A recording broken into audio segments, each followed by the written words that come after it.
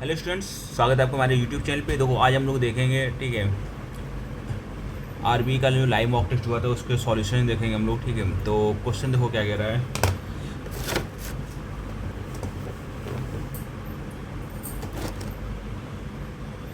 तो कह रहा है कि एक त्रिज्यखंड की चाप की लंबाई है, ठीक है, वो 22 सेंटीमीटर है और वृत्त की त्रिज्या है वो 14 सेंटीमीटर। ठीक है,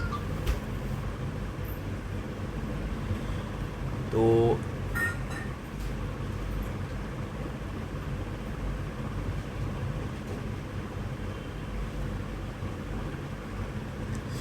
अभी देखो,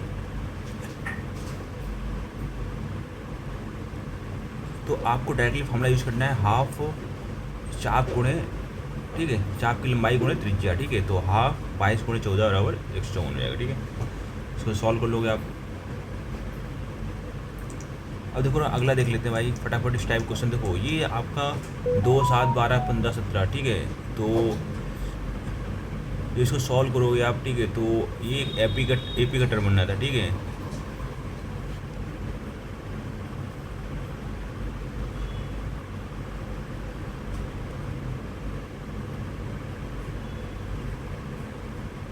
या तो इसको फिर देखो, एक आप दूसरा तरीका से कर सकते थे कि योग बराबर के देखो पहला माइनस अंतिम, ठीक है, 1 अपॉन पहला माइनस 1 अपॉन अंतिम कर लेते हैं, सॉल्व कर लेते हैं आप इसको। ठीक है, अगला देख लेते हैं। ठीक है, ये आपका अब इस टाइप के क्वेश्चन को 2ax plus b y plus c z है। ठीक है, तो आपको क्या करना है, डायरेक्टली इसका मान लेना है। ठीक है, तो 3x है तो 3 हो गया। ठीक है, अब 2 है तो ये 2 हो गया। ठीक, क्योंकि बाहर 2 लगा हुआ है इसलिए बता रहा हूँ। बाकी इस पर देखो 2 का, अब ये क्या हो जाएगा देखो, अब ये यहाँ पर ये 5z है, ठीक है, और ये 10z है। ठीक है, तो आपको 10 में से 25 को डिवाइड करना पड़ेगा। समझिए बात।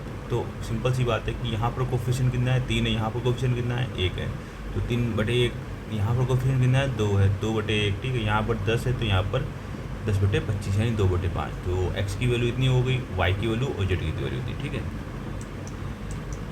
अभी देखो नेक्स्ट क्या है कि x y और z भिन्न आभास संख्या है। तो आपको पता होना चाहिए कि जो लिस्ट आभास संख्या होती है वो इवन, हाँ, लिस्ट होती है और इवन भी होती है, वो होती है 2 है। ठीक है, तो x की वैल्यू 2 ले लो, y प्लस जेड 98 हो जाएगा। तो फिर हम लोग ऑप्शन चेकिंग से इसको सॉल्व कर लेंगे। ठीक है, अभी ये क्वेश्चन है, क्वेश्चन नंबर 6 देखो क्या कह रहा है। ये आपका 14 मीटर है, 30 मीटर है। ठीक है, तो ये भी 14, ये भी 16। ठीक है, ये 30 16, तो अब आपको क्या करना है भाई, ट्रिपलेट आते हैं ना पाइथागोरस, तो बस सॉल्व कर लेना है। 8 15 17। ठीक है, अब देखो रहा यहाँ पर क्या है ना कि मजदूरी वाला काम है। ठीक है, तो पी है 15 दिन में करता है, क्यू करता है 20 दिनों में, पी प्लस क्यू आर करते हैं 6 दिनों में। टोटल इनका देखो मजदूरी है, पी प्लस क्यू आर 6, ठीक है, टोटल इनका एलसीएम को 60 आ जाएगा। ठीक है, एफिशिएंसी पहले वाले की 4, दूसरे वाले की 3 और इसकी आ जाएगी 10। तो P plus Q plus R की एफिशिएंसी 10, तो पी प्लस क्यू की एफिशिएंसी 7, तो आर की एफिशिएंसी 3 हो जाएगी, कोई इशू नहीं है। ठीक है, अब क्या है ना कि अब 4 3 7 10, टोटल को काम वो 10 ही करे, तो 10 की वैल्यू कितनी है, 4500 के बराबर है। और समझिए, तो एक की वैल्यू 45 की। ठीक है, और हमसे आर का हिस्सा पूछा गया, तो आर का हिस्सा कितना है, 3 यूनिट, तो 45 गुणे 3 कर दोगे, आंसर हो जाएगा आपका। तो आपके लिए तो इम्पोर्टेंट क्या, मजदूरी हमेशा किए गए कार्य या क्षमता के अनुपात में बांटी जाती है, दिनों के हिसाब से कभी नहीं बांटी जाती है, चीज़ समझ लीजिएगा। ठीक है, अब देखो एक ये तो सिंपल सा है, इसको आप सॉल्व कर लेना। ठीक है, इसको मैंने बता दिया। ठीक है, इसमें से बताएं लाइक है चीज़ है नहीं। ठीक है, तो एक त्रिभुज की भुजाएं 13 14 और 15 सेंटीमीटर, इसके प्रत्येक शीर्ष पर 7 सेंटीमीटर त्रिज्या वाले वृत्त खींचे गए हैं। त्रिभुज के अंदर स्थित तीनों वृत्तों के भागों को क्षेत्रफल क्या है। देखो भाई, अब ये आपको एक 60 है, ठीक है, 13 14 15 है। ठीक है, अब क्या है ना कि दो त्रिभुज के तीनों कोणों का योग 80 अंश होगा। तो अब ये 3 है ना, तो ये 3 एंगल होंगे, इनका सम कितना होगा, 180 होना चाहिए। सिंपल सी बात है। अगर ये 180 है तो हमें पता है कि जो क्षेत्रफल का मामला होता है θ/360 अपन पाई आर स्क्वायर होता है, तो थीटा की वैल्यू 180 हो गई, तो 180/360 1/2 हो गया। ठीक है,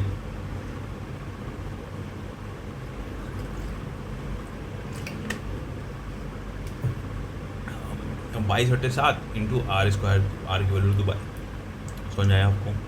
ठीक है, सिंपल सा था ये। अभी देखो भाई क्या कह रहा है ना कि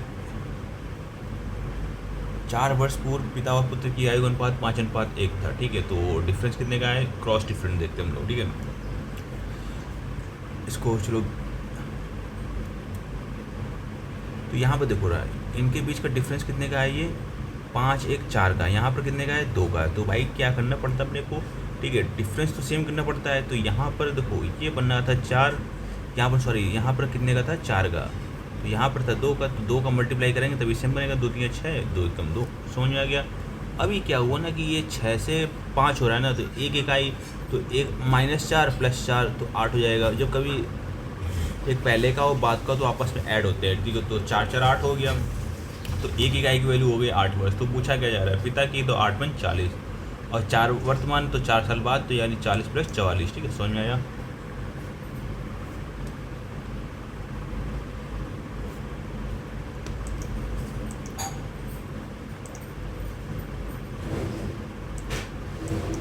अभी देखो ये x² - 4x + 1/, इतना दिया हुआ है, ये x की पावर 4 + 1/x² दिया हुआ है। तो यहाँ पर एक ही तरीका हो सकता है कि आप x का डिवाइड कर दो, ठीक है। तो x का डिवाइड करोगे तो ये ऊपर x³ बन जाएगा, ठीक है।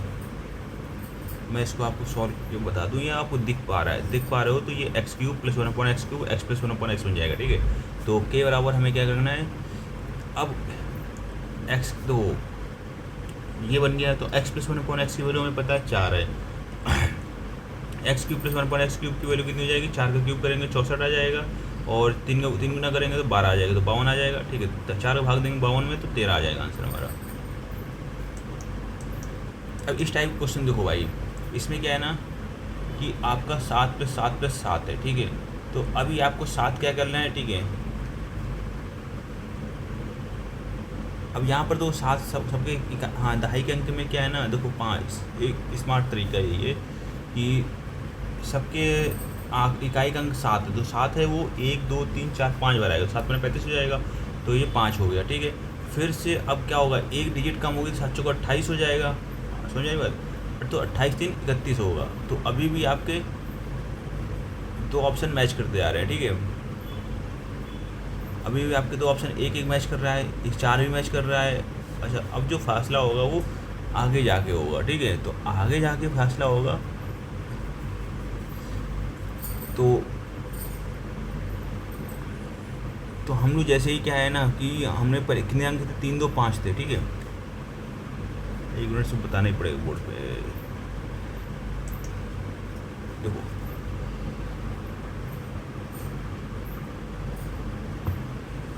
इसमें क्या, देखो इसमें ये 5 है, ठीक है। तो जब इसको इस टाइप क्वेश्चन सॉल्व करते हैं तो ठीक है, तो जितने अंक हो गए उसने मल्टीप्लाई कर देंगे अगर रिपीट वाला है तो, समझ आई बात।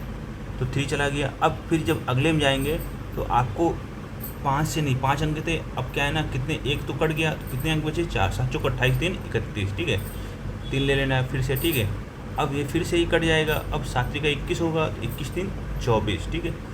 तो फिर से कट जाएगा, समझिए बात ना, 7 दूनी 14 और 2 26, तो यानी 6 वाला ऑप्शन किधर दिख रहा है, ये वाला, तो सी वाला ऑप्शन हमारा हो जाएगा। तो ये चीज़ समझ आई ना आपको कैसे करना है पेपर में, तेज़ी से।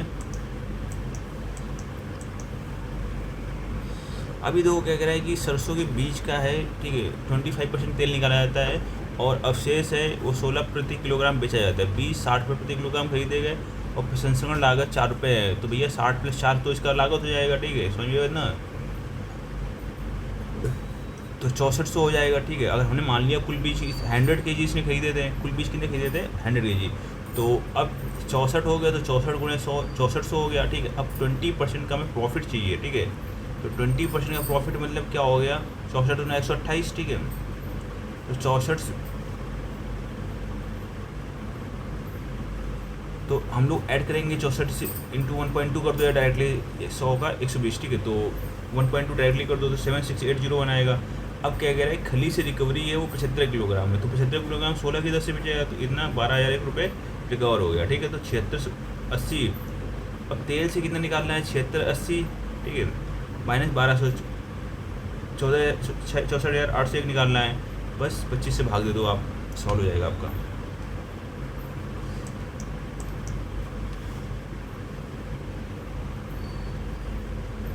अब कह रहा है कि त्रिभुज पी क्यू आर में आधार क्यू आर प्लस एक लंब पी एस खींचा गया, ठीक है। तो भाई लंब पी एस है, कोई दिक्कत नहीं है।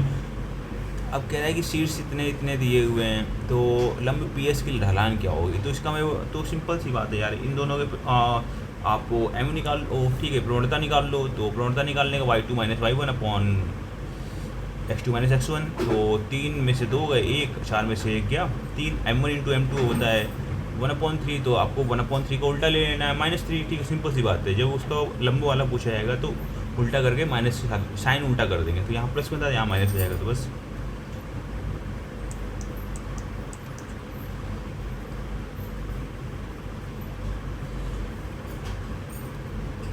अब देखो कह रहे हैं 9 छात्रों की जो औसत आयु हो वो 22 वर्ष है, ठीक है, कोई इशू नहीं है।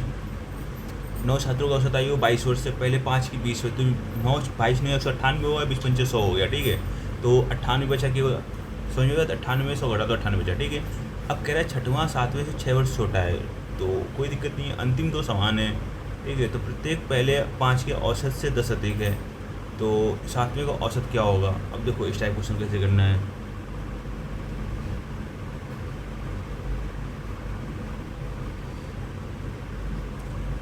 तो अब क्या है ना, प्रत्येक 20 + 10 है, ठीक है, समझ में आया। तो पहले 5 के औसत से 10 अधिक है, ठीक है।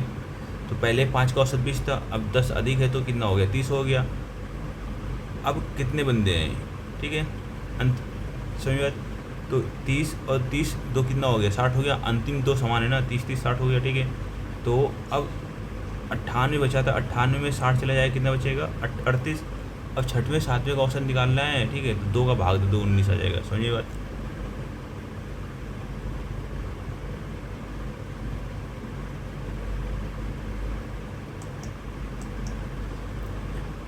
ये तो भाई आपका ट्रिपलेट वाला फॉर्मूला है, ठीक है। जीवा की लंबाई आप डायरेक्टली यूज कर सकते हैं 2 × √r² - r², ठीक है। तो 15 के स्क्वायर में 15 स्क्वायर - 9 स्क्वायर कर सकते थे आप डायरेक्टली, ठीक है।